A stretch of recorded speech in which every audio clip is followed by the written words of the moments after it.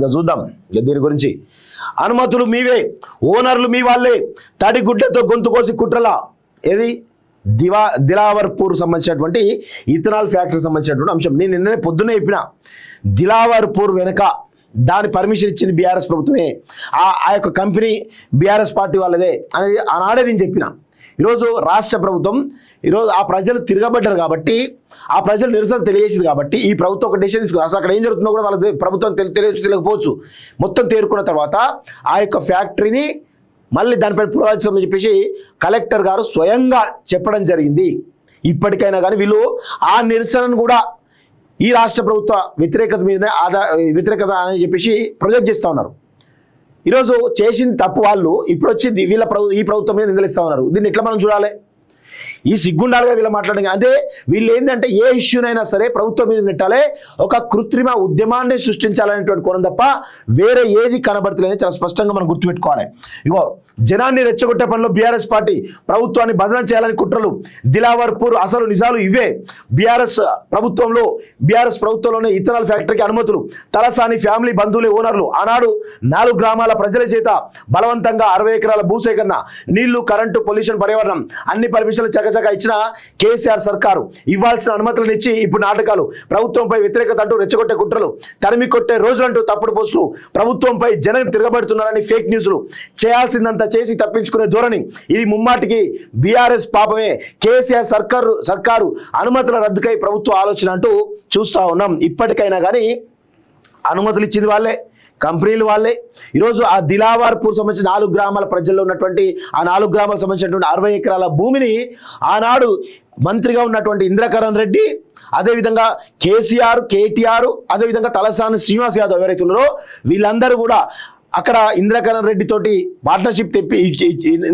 Partnership ఇచ్చి ఆ 4 గ్రామాల ప్రజల సంబంధించిన యువకుల భయభ్రాంతులకు గురి చేసి మీరు భూములు ఇవ్వకపోతే మిమ్మల్ని ఖచ్చితంగా ఇబ్బందులకు గురి చేస్తామని చెప్పేసి బలవంతంగా తక్కువ ధరకి భూములు రాయించుకున్నటువంటి దొంగలు ఈ కల్వకుంట్ల కాలకి ఇలాంటి విషయాన్ని గుర్తుపెట్టుకోవాలి. ఆనాడు ఎన్విరాన్మెంట్ మినిస్టర్గా ఇంద్రకరణ్ రెడ్డి ఉన్నాడు, అన్ని ఎన్విరాన్మెంట్ క్లియరెన్స్ ఇచ్చారు. ఇథనాల్ ఫ్యాక్టరీ వద్దు అని మొర్ర అని ముత్తుకుంటా ఉంటే కూడా వీళ్ళు క్లియరెన్స్ ఇచ్చినటువంటి దొంగలు ఇప్పుడు వచ్చి మాట్లాడుతూ ఉన్నారు. ప్రజలు అక్కడ ఎప్పుడండి ఆ ఇథనాల్ ఫ్యాక్టరీ పెట్టడానికి వాళ్ళు పని చేసుకుంటా ఆ కంపెనీ వాళ్ళు వెళ్తున్నట్టు క్రమంలో ప్రజలు నిరసన తెలియజేస్తూ ఉన్నారు. వాళ్ళకు ఇంకా వాళ్ళు మాకు ఇథనాల్ ఫ్యాక్టరీ వద్దని చెప్తా ఉన్నారు. ఈరోజు కాళేశ్వరం ప్రాజెక్ట్ కట్టినా అని చెప్పి వీళ్ళు అంటా ఉన్నారు కదా, అదే కాళేశ్వరం గోదావరి నదిని కలుషితం చేసేటువంటి ఒక భారీ కుట్ర పన్నీరు ఈ కల్వకుంట్ల కాలకీలు. ఎందుకంటే ఇథనాల్ ఫ్యాక్టరీ నుంచి వచ్చేటువంటి బ్యాక్ వాటర్ కెనాల్ ఏదైతే ఉందో అది ఈ 4 గ్రామాల నుంచి పోతుంది. సో ఈ యొక్క ఇథనాల్ ఫ్యాక్టరీ 60 ఎకరాల్లో ఉన్నట్టు ఇథనాల్ ఫ్యాక్టరీ సంబంధించిన వ్యర్థాలు కావచ్చు, పొల్యూషన్ కావచ్చు, ఇవన్నీ కూడా ఆ యొక్క బ్యాక్ వాటర్ కెనాల్లోకి పంపేట ఒక కుట్ర చేసినారు. తద్వారా ఆ గోదావరి నది మొత్తం పరివాహక ప్రాంతం మొత్తం కూడా కలుషితమయ్యేటువంటి ప్రమాదం ఉంది. ఆనాడే పర్యావరణవేత్తలు చెప్పడం జరిగింది. సో ఇటు కాళేశ్వరం కొంపముంచే ప్రయత్నం చేశారు, ఇటు గోదావరి నదిని కూడా పూర్తి స్థాయిలో కలుషితం చేసేటువంటి ప్రయత్నం తీసుకొచ్చేటువంటి దొంగలు ఈ కల్వకుంట్ల కాలకే ఇలాంటి విషయాన్ని గుర్తుపెట్టుకోవాలి. లగచెర్ల ఘటన రాష్ట్ర వ్యాప్తంగా సంచలనం రేపింది. భూసేకరణపై ప్రజాభిప్రాయ సేకరణ వచ్చిన కలెక్టర్పై దాడికి పాల్పడడం జాతీయ స్థాయిలో చర్చకు దారితీసింది. ఇందులో బీఆర్ఎస్ కుట్ర ఉందని పోలీసులు తేల్చారు. మాజీ ఎమ్మెల్యే పట్నం నరేందర్ రెడ్డిని A1 గా పేర్కొంటూ అరెస్ట్ చేశారు. అయితే ఇదే తీరుగా నిర్మల్ నియోజకవర్గం దిలావర్పూర్లో ఉద్రిక్త పరిస్థితులు ఏర్పడ్డాయి. ఇథనాల్ ఫ్యాక్టరీ ఏర్పాటు వ్యతిరేకిస్తూ స్థానిక ప్రజలు రోడ్డెక్కారు. చాలా రోజులుగా ఈ నిరసన జరుగుతున్న 2 రోజులుగా తీవ్రతరమయ్యాయి. నిర్మల్ RDO కారుపై దాడికి ప్రయత్నించారు స్థానికులు. అలాగే పోలీసుల పైన దాడులకు తెగబడ్డారు. అయితే చేయాల్సిందంతా చేసి బీఆర్ఎస్ పార్టీ ప్రజలను ఉసుగోల్పేలా సోషల్ మీడియాలో పోస్టులు పెడుతున్నపై కాంగ్రెస్ శ్రేణులు బగ్గుమంటారు. దీనికి నిజానికి దిలావర్పూర్లో తిరగబడింది బీఆర్ఎస్ పైనే అంటూ కౌంటర్ ఇస్తున్నారు.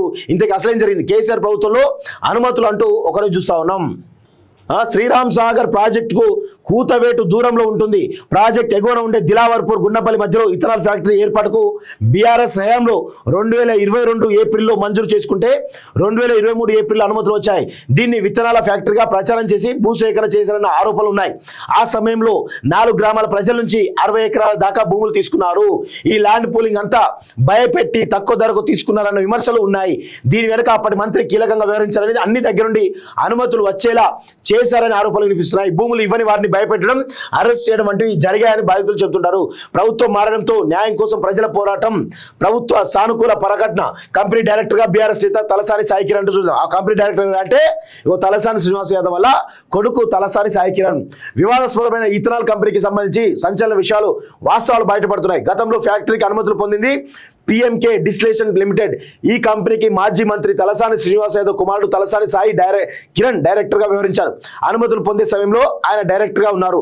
ఆయనతో పాటు టీడీపీ ఎంపీ పుట్ట మహేష్ కుమార్ యాదవ్ కూడా డైరెక్టర్ గా ఉన్నారు. 222 కోట్ల వ్యయంతో నిర్మల్ జిల్లాలో ఫ్యాక్టరీ ఏర్పాటుకు బీఆర్ఎస్ ప్రభుత్వం అనుమతులు ఇచ్చింది. అయితే ఏ పరిశ్రమ చెప్పకుండా భూములు తీసుకున్నారనేది రైతుల వాదన. ఈ ఫ్యాక్టరీ వల్ల ఎస్ఆర్ఎస్పీ బ్యాక్ వాటర్ కలుషితం అవుతుందని పర్యావరణవేత్తలు కూడా చెబుతున్నారు. నారాయణపేట జిల్లాలో ఇలాగే ఇథనాల్ ఫ్యాక్టరీ అని చెప్పకుండా పళ్ళ రసాల ఫ్యాక్టరీ ఏర్పాటు చేశారు. తర్వాత ఇథనాల్ ఉత్పత్తి మొదలుపెట్టారు. దీనివల్ల విష రసాయనాలు వన్యవాగులో కలిశాయి. వాగు కలుషితమైంది. ఆ నీళ్లు తాగిన పశువులు, వన్యప్రాణులు చనిపోయాయి. ఇథనాల్ వల్ల మానవాళికి ముప్పు, శరీరాన్ని నియంత్రించే మెదడు పనితీరుపై తీవ్ర ప్రభావం పడుతుందని ఈరోజు నిపుణులు చెబుతున్నారు. రైతు ధర్నాపై గులాబీ రాజకీయం అంటూ చూస్తా ఉన్నాం. సో చూడండి, కేసీఆర్ హయాంలో ఇచ్చిన తేదీల వారి అనుమతులు అంటూ చూస్తా ఉన్నాం కదా. ఒకసారి దీని గురించి చూద్దాం. ఫిబ్రవరి 14, 2022 రోజు కంపెనీ ఏర్పాటుకు ఆసక్తి తెలియజేస్తూ LIO లెటర్ ఆఫ్ ఇంట్రెస్ట్ సమర్పణ. ఓకే, ఫిబ్రవరి 25, 2022 కేంద్ర ప్రభుత్వ విభాగమైనటువంటి ఇండస్ట్రీస్ అండ్ కామర్స్ డిపార్ట్మెంట్ అనుమతులు. ఫిబ్రవరి 24, 2023లో కేంద్ర పర్యావరణ అటవీ మంత్రిత్వ శాఖ నుంచి పర్యావరణ అనుమతులు జారీ. మార్చి 9, 2023 food and public distribution sugars director అనుమతి. ఏప్రిల్ 3, 2024 LIOకు ఆమోదం తెలిపిన తెలంగాణ ప్రభుత్వం. జూన్ 15, 2023 ఆదిలాబాద్ చీఫ్ ఇంజనీర్ నుంచి నీటి కేటాయింపుల అనుమతులు. జూలై 3, 2023 ఫ్యాక్టరీస్ డిపార్ట్మెంట్ నుంచి పర్మిషన్. జూలై 7, 2023 నుంచి కాలుష్య నియంత్రణ మండలి బోర్డు ఆమోదం అంటూ చూస్తా ఉన్నాం. ఇవి ఎప్పటి నుంచి 2022 నుంచి 2024 వరకు కేంద్ర సంబంధించిన ప్రభుత్వం నుంచి కావచ్చు, ఇటు రాష్ట్ర ప్రభుత్వం నుంచి కావచ్చు, అన్ని డిపార్ట్మెంట్లు ఏ అనుమతులు ఇచ్చాయో ఒక్కసారి చూద్దాం. ఇవి కదా అసలు కదా. వీళ్ళు ఇప్పుడు వచ్చి మొత్తం అది మరో లగచర్ల కాబోతుందా దిలావర్పూర్ అని చెప్పేసి పెద్ద ఎత్తున చెప్తున్నారు. అసలు పర్మిషన్ ఇచ్చిందే వాళ్ళు, అది కూడా విత్తనాల కంపెనీ అని చెప్పేసి ల్యాండ్ పూలింగ్ చేసి భయపెట్టి తక్కువ ధరకు కొన్నారు భూములు. తలసాని శ్రీనివాస్ యాదవ్, అదేవిధంగా ఇంద్రకరణ్ రెడ్డి, అందులో 15 ఎకరాలు ఈ ల్యాండ్ పూలింగ్లో 15 ఎకరాలు అక్కడ ఉన్నటువంటి స్థానిక ఎమ్మెల్యే మహేశ్వర్ రెడ్డి కూడా, ఏలేటి మహేశ్వర్ రెడ్డి కూడా ఉంది అనేది చాలా స్పష్టంగా తెలుస్తూ ఉంది. ఆయన కూడా ల్యాండ్ పూలింగ్ ఇచ్చిండట. మరి ఆయన పాత్ర ఏందో, మరి ఆయన ఎందుకు మాట్లాడుతున్నారు అర్థం కావట్లే. అక్కడ ఎమ్మెల్యే, కాంగ్రెస్ ఎమ్మెల్యే పోటీ చేస్తూ శ్రీహరి ఎవరు ఉండే, ఆయన మాట్లాడతలేడు. అక్కడ ఉన్నట్టు ప్రజల వైపున ఉండాలి కదా వీళ్ళందరూ కూడా. ఎందుకు లేరు అంటే వాళ్ళందరూ కూడా గూడుపుటాన్ని ఉందని చాలా స్పష్టంగా తెలుస్తూ ఉంది. ఇటు తలసాని శ్రీనివాస్ యాదవ్, ఇంద్రకరణ్ రెడ్డి మాజీ మంత్రులు, గతంలో మంత్రులు ఉండే, ఆ మంత్రులు ఉన్నప్పుడు అధికారం మాదే కదా అని చెప్పేసి ఈరోజు కేటీఆర్ తోటి కలిసి ఈరోజు పెద్ద ఎత్తున అక్కడ ఇండస్ట్రీని ఏర్పాటు చేసిరు. దీనికి కారణము ఈ కల్వకుంట్ల కాలకేయులు కదా. ఇప్పుడు వచ్చి ఎట్లా మాట్లాడతారా వీళ్ళంతా? అనుమతులు ఇచ్చింది మీరే, అన్ని చేసింది మీరే, ఇప్పుడు వచ్చి మరో లగచర్ల కాబోతుందా అని ఈరోజు ప్రచారం చేస్తూ ఉన్నారు ఈ కల్వకుంట్ల కాలకేయులు. వీళ్ళ నియమనాలు ఏం చేయాలో తెలంగాణ ప్రజలే డిసైడ్ చేయాలని చెప్పేసి కూడా నేను కోరుతా ఉన్నాను మిత్రులారా.